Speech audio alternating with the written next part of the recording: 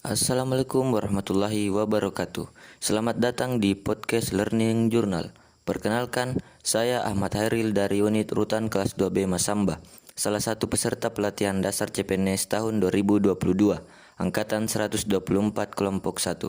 Pada chapter kali ini, saya akan berbicara terkait materi akuntabel dan kompeten.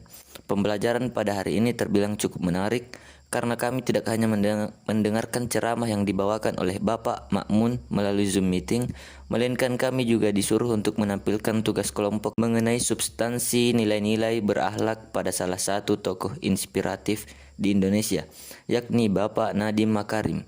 Setelah kita melihat video tersebut, kemudian Bapak pemateri melanjutkan materinya terkait akuntabel dan kompeten. Baik, kita beralih ke pembahasan materi yang telah diberikan tadi. Akuntabel. Akuntabilitas adalah kata yang seringkali kita dengar tetapi tidak mudah untuk dipahami. Ketika seseorang mendengar kata akuntabilitas, yang terlintas adalah sesuatu yang sangat penting tetapi tidak mengetahui bagaimana cara mencapainya. Dalam banyak hal, kata akuntabilitas sering disamakan dengan responsibility atau tanggung jawab. Namun pada dasarnya kedua konsep tersebut memiliki arti yang berbeda. Adapun perilaku akuntabilitas, yang pertama, kemampuan melaksanakan tugas dengan jujur, bertanggung jawab, cermat, disiplin, dan berintegritas. Kedua, kemampuan menggunakan kekayaan dan barang milik negara secara bertanggung jawab, efektif, dan efisien. Yang ketiga, kemampuan menggunakan kewenangan jabatannya dengan berintegritas tinggi. Fungsi utama akuntabilitas, yang pertama, untuk menyediakan kontrol demokratis, untuk mencegah korupsi dan penyalahgunaan kekuasaan, untuk meningkatkan efisiensi dan efektivitas.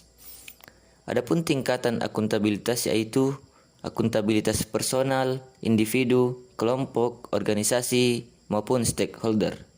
Berikut cara menciptakan lingkungan kerja yang akuntabel, yaitu melalui kepemimpinan, transparansi, integritas, tanggung jawab, keadilan, kepercayaan, keseimbangan, kejelasan, dan konsistensi.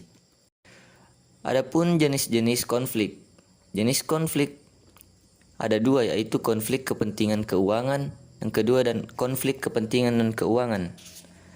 Cara mengidentifikasi konflik kepentingan melalui tugas publik dan tugas pribadi, prudensialitas, proporsionalitas, dan janji.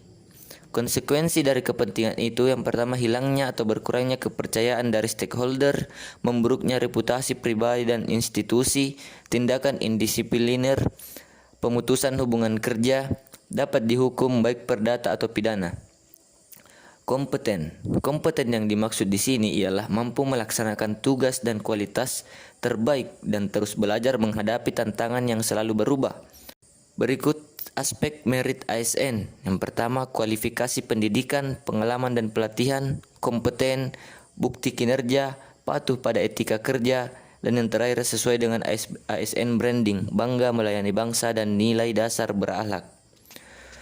Berikut perubahan lingkungan strategis. Yang pertama, perubahan lingkungan Polka World, yaitu dunia yang penuh dengan gejolak, ketidakpastian, saling mempengaruhi dan ambiguitas. Dan yang kedua, ekosistem terintegrasi berbasis pada kombinasi kemampuan teknikal dan generik.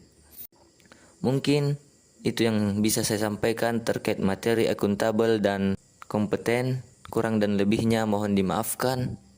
Wallahu yahdi ilal khairi wal amanah. Assalamualaikum warahmatullahi wabarakatuh.